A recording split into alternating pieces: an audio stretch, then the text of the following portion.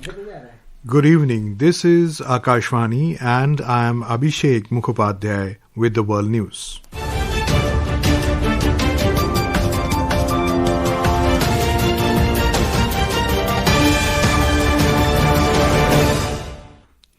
The headlines: India upgrades status of technical mission in Kabul to that of embassy in Afghanistan. U.S. Citizenship and Immigration Services clarifies new $100,000 visa fee will not apply to existing H-1B visa holders. Sanae Takaichi becomes first female Prime Minister of Japan. European Union countries agree to ban all Russian oil and gas imports from January 2028. And in Asian Youth Games, Indian boys Kabaddi team register an emphatic victory over Pakistan, while girls team overpower Iran in Bahrain.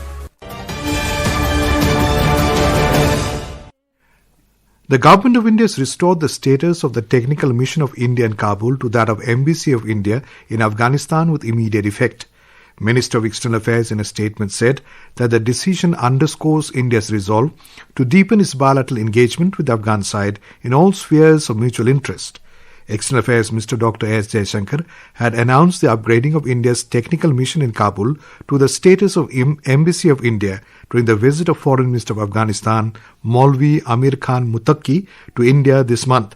The ministry added that the Embassy of India in Kabul will further augment India's contribution to Afghanistan's comprehensive development, humanitarian assistance and capacity building initiatives in keeping with the priorities and aspirations of Afghan society. Prime Minister Narendra Modi has congratulated Rodrigo Paz Pereira on his election as the President of Bolivia. In a social media post, Mr. Modi said that he is looking forward to deepening the partnership between the nations for shared progress and prosperity in the years to come. In Nepal, third day of the 5-day-long Gai Tihar festival has been celebrated throughout the Himalayan nation. In this festival, Hindus worship cows as goddess Lakshmi, deity of wealth and prosperity. The cow is garlanded and fed various delicacies. People are performing Lakshmi and Ganesh Puja by lighting butter lamps in the houses and feasting on traditional cuisines as sel roti, anarsa, lakhmari, jeri, laddu and kheer.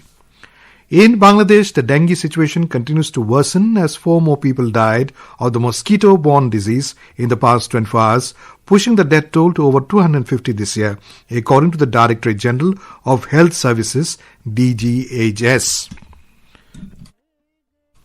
The DGHS report released yesterday said 814 new patients were admitted to hospitals across the country during the same period.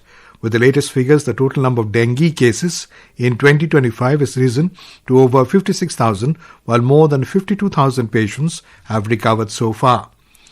Pakistan's Khyber Pakhtunkhwa government today announced a bounty of PKR's 10 crore on the head of the banned Tehreek-e-Taliban Pakistan TTP commander Kazim, believed to be involved in the recent killing of the Lieutenant Colonel and a Major of the Army.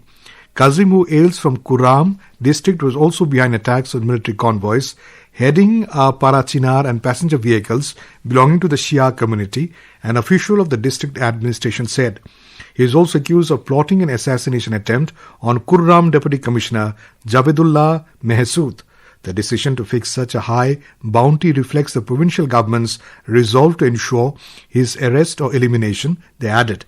The government has also placed heavy bounties on 3 other militants associated with Kazim. The Khartoum International Airport and several areas of the Sudanese capital were attacked by drones today. According to the military sources, Khartoum Airport was targeted by 5 suicide drones at dawn today. It said ground-based anti-aircraft systems intercepted and shot down the drones. Several maintenance workers and a civil defense officer sustained minor injuries in the attack. Local residents reported hearing explosions across various neighborhoods in the capital. No group has been taken responsibility so far. This is Akashvani giving you the world news. For quick news updates round the clock, follow us on X handle at AIR News Alerts. And for details of these stories and more, log on to our website www.newsonair.gov.in and download news on AIR app. The U.S. Citizenship and Immigration Services USCIS has clarified that the new $100,000 H-1B visa fee introduced by the Trump administration would not apply to international graduates already in the United States or existing H-1B visa holders. Officials also confirmed that those on valid F1, L1 and H-1B visas, including those seeking renewals or status changes, would be exempt from the fee.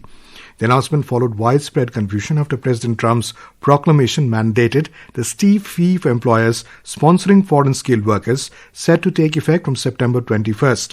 USCIS stating that the fee would only apply to new petitions submitted after that date and would not affect travel rights of current H-1B holders.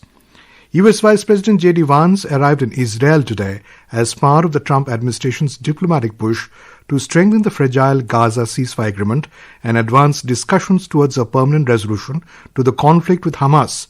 His visit follows a weekend escalation that threatened to derail the 12-day truce. Vance is expected to urge Israeli Prime Minister Benjamin Netanyahu to begin talks on long-term arrangements under President Donald Trump's 20-point Gaza peace plan. The proposal includes establishing an interim administration in Gaza, deploying an international stabilization force, withdrawing Israeli troops and ensuring the disarmament of Hamas. Israel has maintained it will not take part in further negotiations until Hamas returns the bodies of deceased hostages still held in the enclave. Officials say the second phase of the U.S. plan aims to shift focus from emergency measures to political and security arrangements that can sustain peace in the long term. Sanae Takaichi has become Japan's first female Prime Minister. The upper house has elected Ms. Takaichi as Prime Minister. She received 125 votes in the upper house, just one vote above the simple majority necessary for victory. She secured 237 votes in the lower house, exceeding the required majority of 233. We have a report. A former television anchor, Takaichi, entered Japanese politics in 1993, winning a seat in the lower house as an independent. Ms. Takaichi joined Japan's ruling Liberal Democratic Party in 1996 and entered the cabinet for the first time under former Japanese Prime Minister Shinzo Abe. She held the position of the Minister of State for Okinawa and Northern Territories Affairs. From 2022 to 2024, Takaichi was Japan's Economic Security Minister. Sluggish economic growth, rising prices, and a sharp depreciation of the yen are some of the major challenges before Sanae Takaichi's government. With Bhupendra's report, Abhineet Shukla for World News. European Union countries have agreed to ban all Russian energy imports from January 2028.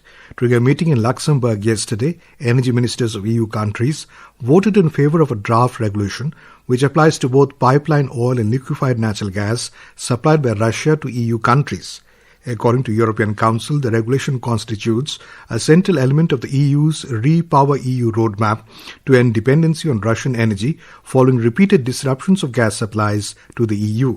Following Russia-Ukraine war, EU leaders had decided to phase out dependency on Russian fossil fuels as part of Versailles Declaration signed in 2022.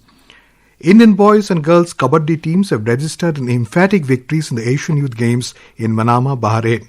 Indian boys team crushed arch-rival Pakistan by 81-26 and the girls team overpowered Iran by 59-26.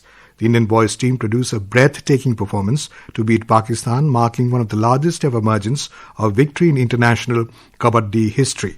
The Indian girls have virtually sealed a place in the gold medal match, likely against Thailand, who remain unbeaten in the other group fixtures.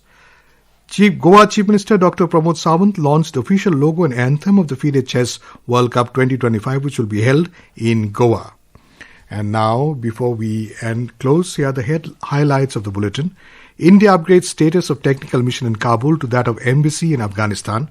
U.S. Citizenship and Immigration Services clarifies new $100,000 visa fee will not apply to existing H-1B visa holders.